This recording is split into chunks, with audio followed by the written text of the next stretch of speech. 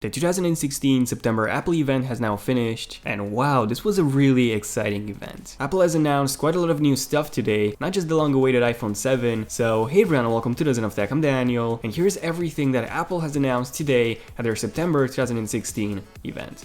Enjoy.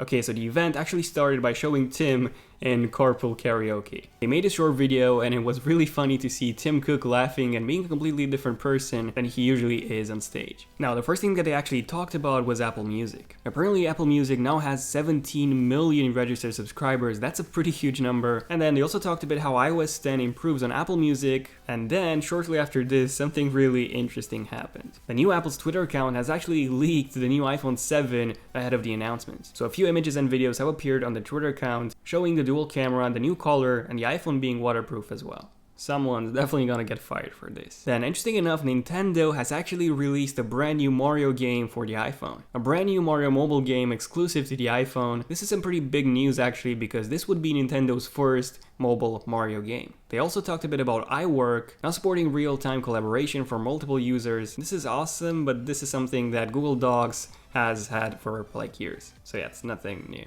Then finally, we've had a first big announcement, which was in terms of the Apple Watch. So the Apple Watch is the world's #1 best-selling smartwatch. And not only this, but in 2015, the Apple Watch was the second best-selling watch brand in the world, right after Rolex. So yeah, that's pretty impressive. We also briefly covered WatchOS 3.0, which brings new features to the Apple Watch, such as instant app launch, messages effects, new watch faces, and new emergency mode. In case you want to know everything that's new in WatchOS 3.0, I actually did an in-depth video just on that, covering every single new major feature. And I left that link in the description box down below in case you're curious to see everything that's new. And then guess what? Pokemon Go is actually coming to the Apple Watch. So you would get notifications on your Apple Watch whenever a Pokemon is nearby, or when you hatch an egg and so on. So it's a pretty good companion app for the Pokemon app on your iPhone. Who's still playing Pokemon Go, by the way? Let me know in the comments. And then they finally announced the second generation Apple Watch, the Apple Watch 2. Well, it's actually not called the Apple Watch 2, it's actually called Apple Watch Series 2. Okay, so what's new with the Apple Watch 2? Well, the first thing is improved water resistance. So just as I predicted in my previous videos, you can now officially swim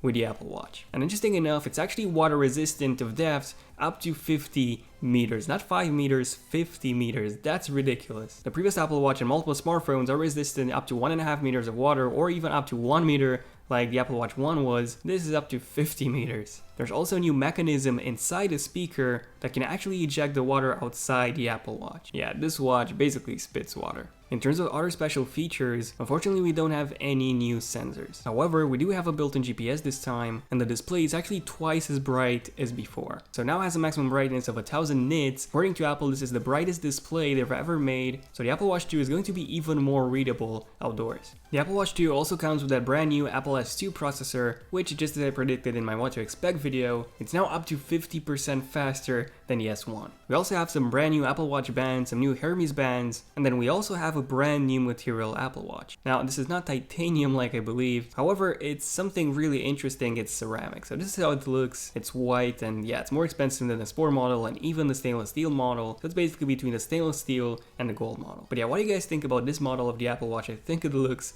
really awesome. Also, one thing to point out, the gold Apple Watch seems to be dead now. On Apple's website, if you go to the edition section, the only Apple Watch edition watch that you can actually buy is this new ceramic option. They've also partnered with Nike to release this Apple Watch, the special edition Nike Plus Apple Watch Sport model. It comes with this really cool looking band, and you also get this custom watch face, which was made specifically for runners. And when you start a day, you will get this message: going out for a run, yes or no, just do it. So yeah, this version of the Apple Watch actually motivates you to go running as often as you can. So yeah, I think it's a pretty good idea, and it also looks pretty sick. What do you guys think? So this is basically everything in terms of the Apple Watch 2. A dual-core processor, a display that's twice as bright as before, water resistant up to 50 meters of depth. That's probably the most insane feature. Built-in GPS, and that's pretty much it, because WatchOS 3, you will be getting that on the first generation Apple Watch as well. The Apple Watch 2, well actually the Apple Watch Series 2 will start at $369, so actually $100 more expensive than the current generation Apple Apple Watch. But then guess what? Apple has done something that I actually believed, and I've said this multiple times in my previous videos, that I don't think Apple will ever do. They also kept the 4th generation Apple Watch, but they bumped the processor and the RAM, so yeah, you basically have the same performance on the Apple Watch 1 as on the Apple Watch 2. The only differences are that on the Apple Watch 2 you get a GPS, you get a twice as bright display, and water resistance up to 50 meters from 1.5, so that's pretty much it. I personally don't think it's worth it. And finally, let's move on to what you've all been waiting for, the new iPhone, the iPhone 7. Now, before getting to the iPhone 7, Apple reported that 1 billion iPhones have been sold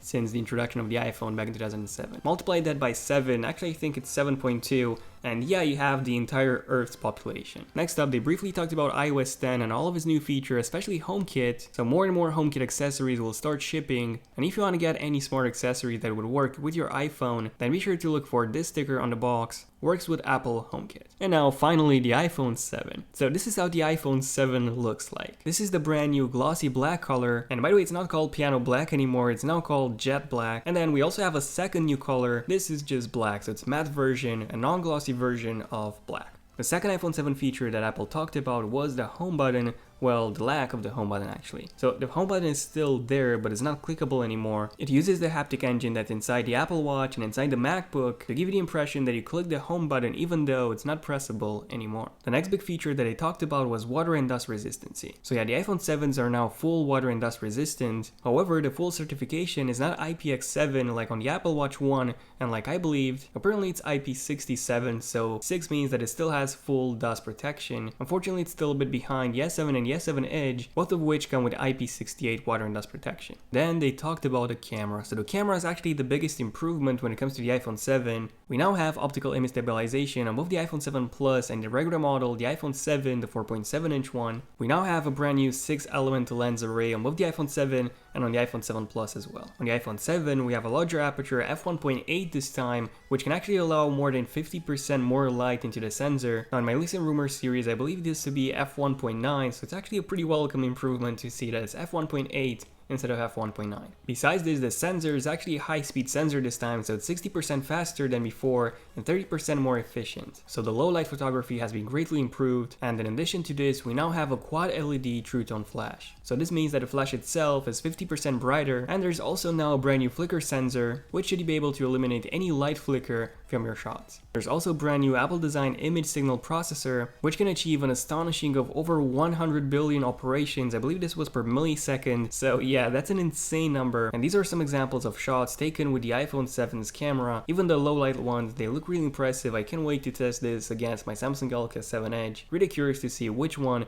will be the king. Next up, live photos have also been improved. They now support stabilization and editing as well, and then the capture and the editing API have been open to developers, so any developer can make use of them in their apps. Pretty awesome. Now take a look at this. Raw camera support and wide color capture have both been open to the developers. So now apps such as Instagram can actually take raw images. This is not even the standard camera app can do this. Hopefully it will be updated. Now speaking of things that have been updated, the front facing camera, it has been updated, so it's now a 7 megapixel sensor up from 5 megapixels. Never expected anything like 7 megapixels. I did expect to see 8 megapixels, but 7 is just a pretty weird number. You now record 1080p video, so that's pretty awesome. The front-facing camera also supports wide color capture and auto image stabilization. And yeah, these are all the major improvements of the back-facing camera. Again, 12 megapixel camera, optical image stabilization, f1.8 aperture, 6-element lens, a high-speed sensor, that new quad LED True Tone flash, the Apple design image signal processor, and the wide color gamut, and that's pretty much it. So no 4K video recording at 60 frames per second. I never actually believed that rumor to be true. So let's move on to the iPhone 7 Plus now.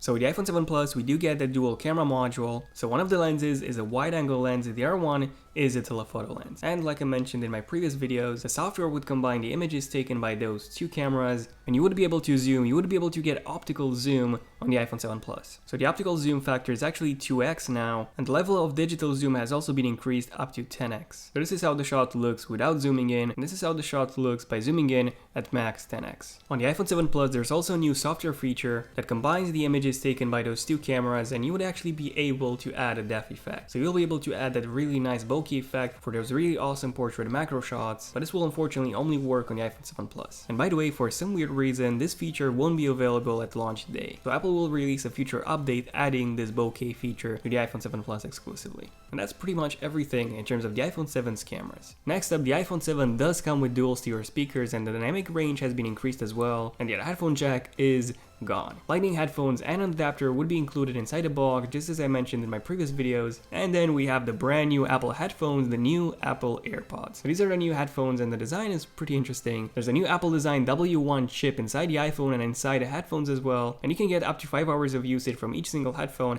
and they would actually charge from that case. So you have a case, a carrying case, and that case has a battery included, and you just pop those into the case, and that's how the headphones would charge. But then again, you have to charge the case as well. But yeah, it's a pretty cool concept. And the display of the iPhone 7 has also been improved. It's 25% brighter, it also supports wider color gamut, a new DCI-P3 standard just like the new 9.7-inch iPad Pros and the iMac 5K, color management, and yeah, 3Touch is obviously supported. Apparently True Tone is nowhere to be found.